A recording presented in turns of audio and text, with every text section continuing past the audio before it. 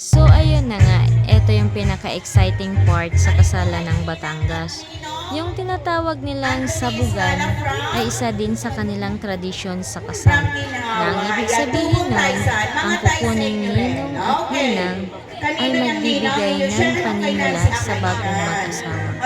So ngayon, ating aalamin kung magkano ang isasabog ng ninong Anthony Escala at ninang Banji Escala. So ayan, nakakakaba, nangangatal din yung host sa pagbibilang. Sa kapal ba naman ang inabot ng ninang Banji? So ayan, medyo matagal-tagal din ang kanyang pagbibilang. So alam ko na-excite din kayo kung magkano nga ba ang sinabog ng ninang Banji.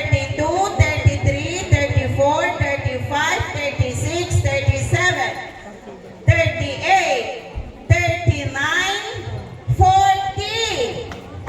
So ayan, natapos din. Magkano nga kaya? So nasa 40,000 ang sinabog ni Ninang Banji. Si Ninong Anthony Escala magbibigay din yan. 40 yan ha. Ayan, o bilang. So ayan, nag-abot na si Ninong Anthony Escala. 2,500. So nasa 2,500 din ang inabot ni Ninong Escala.